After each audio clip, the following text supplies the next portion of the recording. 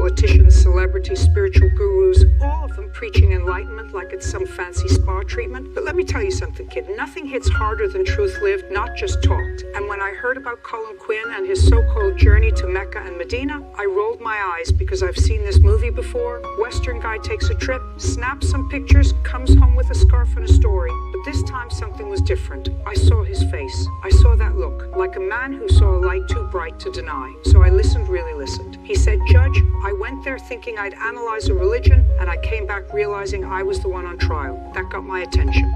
Because let's face it, most people walk around acting like they've got God on retainer, but they don't even know themselves. And this guy, this comedian with his sarcastic smirk and cynical mind, suddenly standing barefoot in Mecca, that's not a punchline, that's transformation. When he described the Kaaba, that black cube where millions move like one heartbeat, I felt something. He said the air was alive, like it carried a frequency older than time. Now, I don't get emotional easily, but I've seen courtrooms fall silent when truth walks in, and that's what he described. Truth that silences ego. He told me how people from every race, every language, moved in perfect sync, not one of them looking for fame or validation. Nobody cared who he was, no VIP lines, no green rooms, no Judge Judy, can I get a selfie nonsense, just devotion. He said he saw men weeping with gratitude just for being there, women praying with a strength he couldn't explain, a blind man led by a child with hands trembling from awe, and it broke him. You know what that tells me? That's not weakness, that's humility, and humility is the courtroom of the soul. You can't fake that. He said Mecca doesn't tolerate arrogance, it strips you of it. You walk in thinking you're somebody, you walk out realizing you're just a breath, and even that breath doesn't belong to you. Now that's justice. He said when the call to prayer echoed, it wasn't sound, it was a summons. Millions dropping everything, washing up, lining up, standing shoulder to shoulder. No CEO, no janitor, no influencer, just souls. I told him, son, that's the only kind of equality this world's ever gotten right. And he nodded. Tears in his eyes said he'd never felt smaller, yet never felt freer. That's what surrender looks like. You see, people in my courtroom talk about freedom like it's breaking rules, but real freedom is when your ego finally shuts up. Then he went to Medina. Now Mecca shakes your heart, but Medina, he said, heals it. He told me when he stepped into the Prophet's mosque, time stopped. The peace was thick enough to touch. And even though he wasn't Muslim, he said his heart bowed anyway. That right there, folks, is the moment a man meets himself. He said he watched fathers teaching sons to pray, strangers offering him water, people thanking him just for being curious. Imagine that, a world that welcomes you because you seek truth, not because you belong to a club. He met an old man who said he saved for 40 years to make that trip. 40 years of waiting, hoping, scraping coins, and when he finally touched that white marble floor, he wept like a child. That's not religion, that's love in its purest evidence form. I told Colin, you just met people who live their faith instead of arguing about it on Twitter. And he laughed, said, Judge, I thought I was open-minded, but I realized I've been blind. That's honesty, and I don't hand out gold stars easily. He said Islam wasn't what he thought. It wasn't oppression or rules. It was structure, balance, rhythm. The prayer 5 times a day wasn't control. It was calibration. I said, so you mean to tell me they schedule gratitude? He smiled, said, exactly. And that's when I realized maybe the problem isn't religion. It's our arrogance toward it. The more he talked, the more I could feel it. Mecca wasn't just a place. It was a mirror showing him who he was beneath all the sarcasm and podcasts. Medina wasn't just a city. It was a home when he didn't know he'd lost. You see, I've sentenced people to prison who didn't feel as trapped as he did in his old mindset. And when he said that after leaving, the noise of LA felt unbearable, I got it. Once you've heard truth in silence, chaos just sounds like static. He said he started praying, not the traditional way, but intentionally pausing 5 times a day to breathe, to think, to thank. I told him that's not imitation, that's evolution. And for once, he wasn't talking to prove a point, he was talking to understand one. His eyes didn't sparkle with performance, they softened with peace. And in all my years judging people, I've learned this. The moment a person stops defending themselves, that's when their soul starts testifying. Colin Quinn found that stand in Mecca and Madina. You don't need a jury for that kind of verdict. When he finished, I didn't interrupt. I didn't clap. I just said, case closed, truth wins again, because that's what this journey was, a trial of the heart. And for once, the defendant became the witness. Let me tell you something, sweetheart. After that conversation with Colin, I couldn't just file it away like some small claims case and move on. No, it lingered. His words stuck to my conscience like evidence you can't unsee. I've spent a lifetime judging people, weighing facts, measuring lies. But what he described wasn't about verdicts, it was about awakening. And that got under my skin. I found myself sitting alone in my office late at night, no cameras, no gavel, just me and that silence he talked about, the kind that humbles you. I started thinking maybe the reason people can't find peace is because we keep trying to argue with truth instead of listening to it. Colin said in Mecca he didn't argue, he observed. He said it was like the soul finally had a chance to speak without interruption. You know how rare that is? In this world of constant noise, everyone's talking and no one's listening. That's why we're spiritually bankrupt. I thought about those pilgrims he mentioned, the ones who sold everything just to get there. You don't walk thousands of miles, pray till your knees ache, and cry in the heat for a lie. That's conviction. That's purpose. And I'll tell you what, purpose is the rarest currency left in this world. We've got people chasing likes like their salvation, but not one of them would cross the street for meaning. So I did something I never thought I'd do. I pulled up a video of the Kaaba, millions circling that sacred cube in perfect symmetry, no chaos, no conflict, just order born from devotion. I felt something move in my chest. I don't do spiritual feelings, but this wasn't sentiment, it was recognition. That kind of unity doesn't come from rules, it comes from surrender. I thought maybe this religion people fear so much isn't about domination. Maybe it's about discipline, and discipline is just love with structure.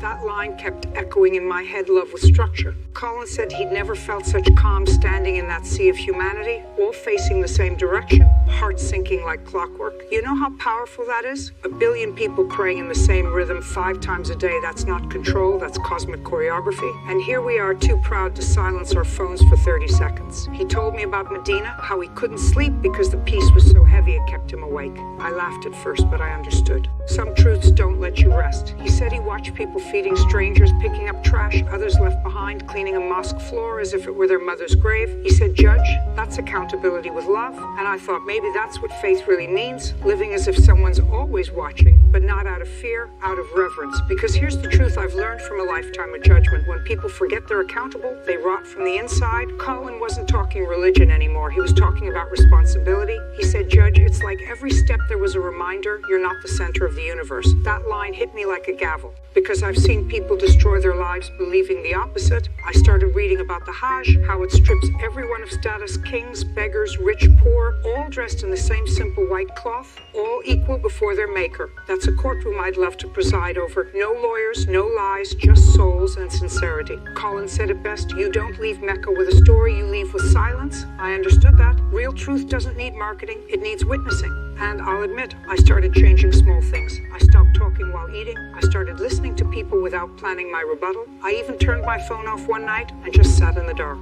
You'd be surprised how loud the silence can get when you stop running from it. I thought about Colin fasting during Ramadan, how he said it wasn't torture, it was training. He said it broke his ego down to its knees. I told him, that's what court does too. It humbles people who thought they'd never fall. He said, exactly, Judge, except this time I was both the guilty and the forgiven. Now that's profound. The more he spoke, the more I realized his story wasn't about Islam, it was about the human condition. We're all trying to fill a void that only truth can occupy. And truth isn't Western or Eastern, it's universal. I found myself wondering what would happen if people replaced gossip with gratitude, rage with remembrance, greed with giving. Maybe this world wouldn't need so many judges if everyone learned how to judge themselves. Colin said when he came back home, the noise of life felt unbearable. The ads, the arguments, the endless scroll of nonsense. And I believed him, because once you've tasted sacred silence, everything else feels cheap. He said he saw beauty in discipline, peace in prayer, joy in service. And that's when I realized why his story hit so deep. It wasn't about him discovering a new religion. It was about him rediscovering his humanity. I told him, son, I've spent decades punishing people for losing touch with that. Maybe what you found isn't faith, it's evidence.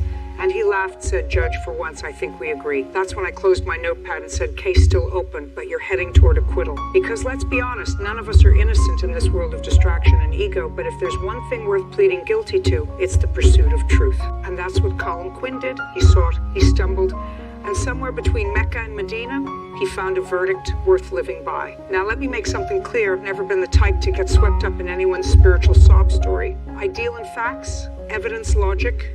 But after hearing Colin's account, I started to wonder if maybe, just maybe, I'd spent so long dissecting people's lies that I forgot what truth feels like when it walks into the room. So one morning before dawn, I sat by my window with no robe, no gavel, no court schedule, just coffee and quiet. And for the first time in a long time, I watched the sunrise without rushing to judge the day. Colin's words about the Adhan, the call to prayer, kept echoing in my head. He said it wasn't just a sound, it was a heartbeat calling the world to attention. I searched it online, I pressed play, that sound had hit me like a verdict delivered by the universe itself. No theatrics, no pitch-perfect choir, just sincerity. I felt something shift inside me like the noise of the world suddenly faded, leaving only clarity. And I'll tell you this, that call didn't belong to any one religion, it belonged to truth itself. I imagined Colin standing there in Mecca, surrounded by millions, and for the first time I understood why he said it felt like standing in front of eternity. It wasn't the architecture or the rituals, it was the surrender. I've seen defendants break down in my courtroom, confess through tears, not because I scared them, but because guilt finally got too heavy.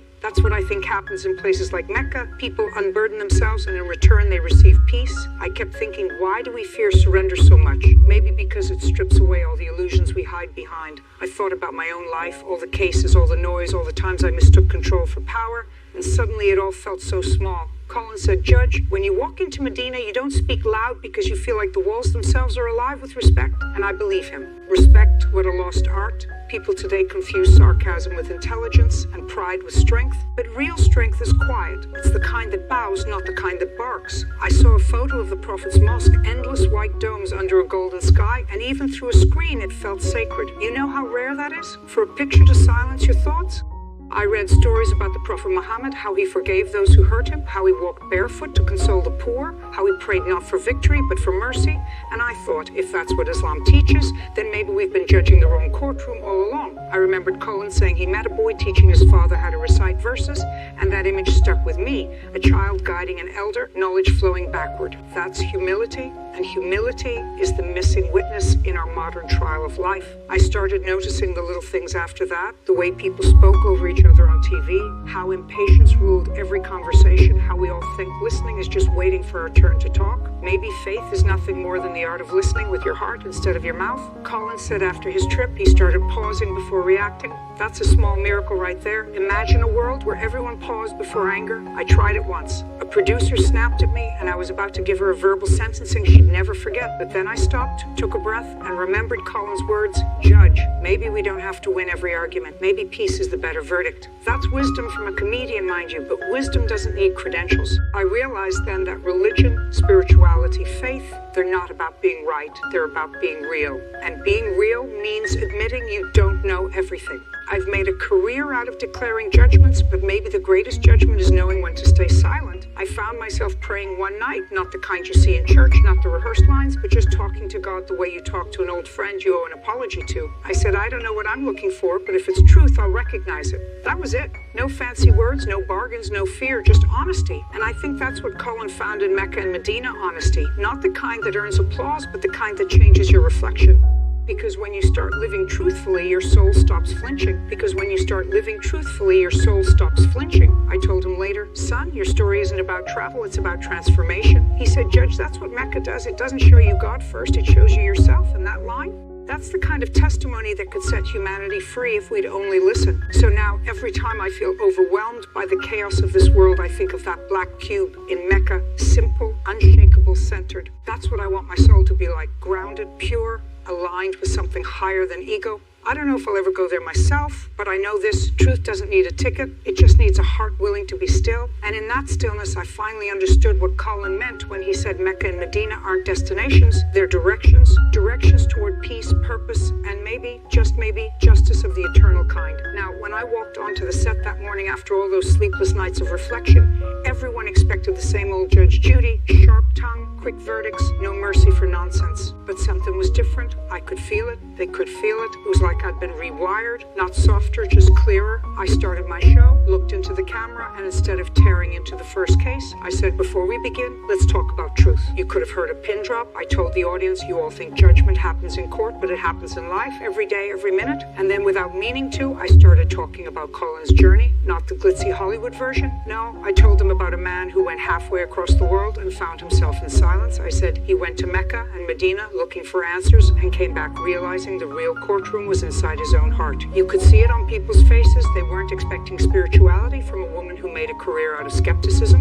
But that's the thing about truth. It doesn't ask for your permission before it changes you. I told them what Colin told me, that when you stand before the Kaaba, you realize how small you are and how big purpose is. I said, imagine if we lived like that, without ego, without entitlement, just gratitude. And then I asked them the same question I'd ask myself, what are you worshiping every day, God or your own reflection? That one hit. Phones went down. Eyes looked away. People don't like being cross-examined by their conscience, but that's what needed to happen. I told them how Colin saw old men crying, children teaching prayers, strangers feeding strangers, not because someone told them to, but because goodness had become their instinct. I said, we've mistaken convenience for civilization. Real civilization is kindness. Then I paused, and for the first time in my entire career, I felt tears trying to betray me. I caught them, straightened up, and said, now let's talk about justice. Because suddenly justice didn't mean punishment, it meant balance. And that's what Colin found in Islam, balance between body and spirit, between the seen and unseen. I shared the line he told me, Judge, discipline isn't a prison, it's freedom with direction. That one sank in deep. I could see producers behind the camera, some tearing up, others pretending they weren't. It wasn't religion I was preaching, it was awakening. I said,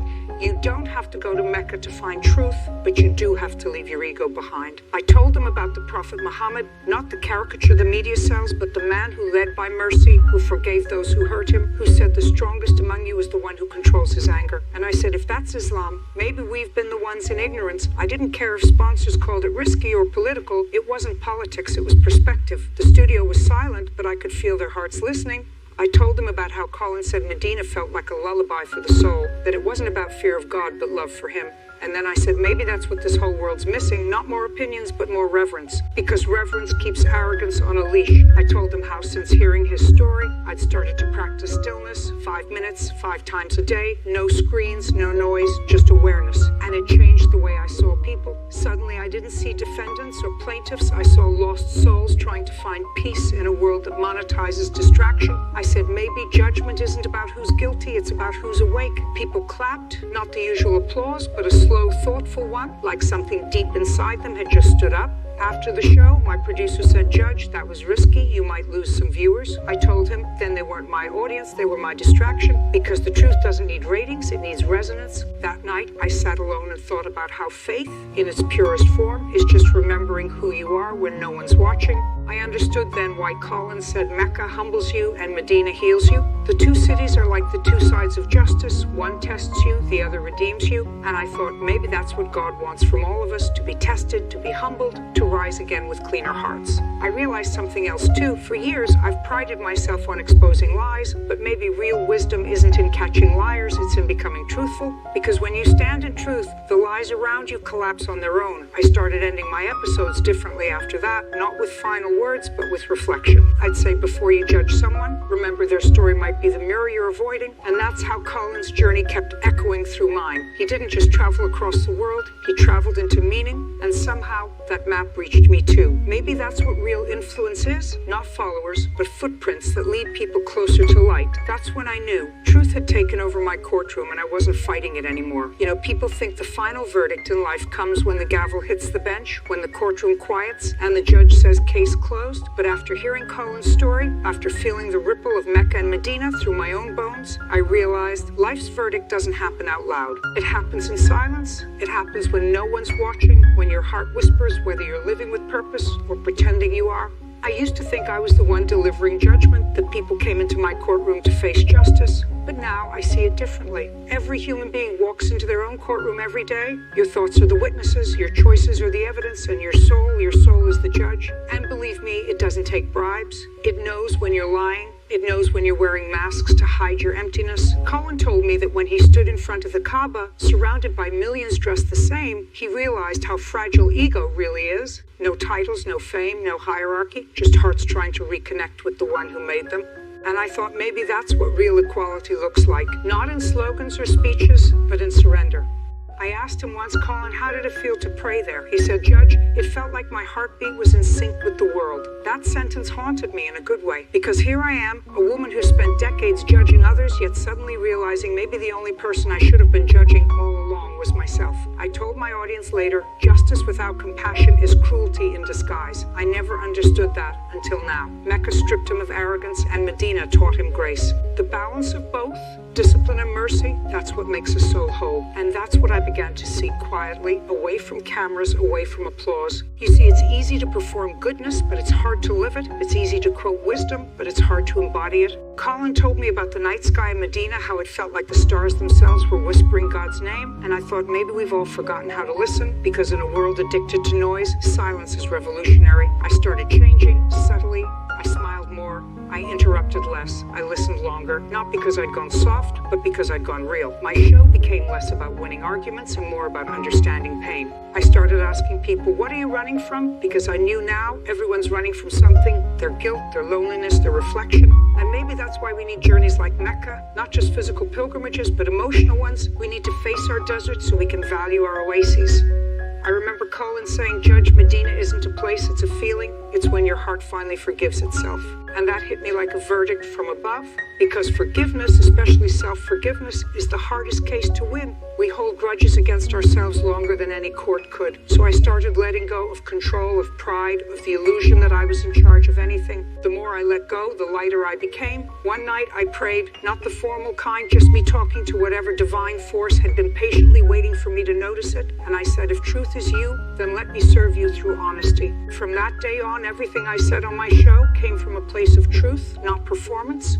I realized then, maybe faith isn't about belonging to a group, it's about belonging to goodness, and maybe Mecca and Madina aren't destinations, they're reminders that no matter how lost you are, you can always find your way back. Colin's journey became my mirror, and I finally saw my own reflection clearly, a woman who judged the world but was finally learning to understand it. I said on my last broadcast of the season, if the world spent 1 week in Mecca and 1 week in Medina, maybe we'd have fewer wars and more peace treaties signed in hearts, not in offices. The crowd went silent, not because they disagreed, but because somewhere deep down, they knew it was true. The gavel hit for the last case of the day, but this time, I didn't say case closed. I said case understood, because that's what I'd become, a student, not a judge. I finally understood that life isn't about proving you're right. It's about living in a way that's righteous. Colin taught me that humility isn't weakness. It's strength under control. That faith isn't blind. It's vision through the fog. And that the greatest pilgrimage isn't across deserts. It's through the heart. As I left the studio that night, I looked up at the sky and thought of those millions of souls circling the Kaaba. And for the first time, I whispered, maybe one day I'll go there too. Not as Judge Judy, not as a celebrity, not as someone seeking attention, but as a soul seeking peace.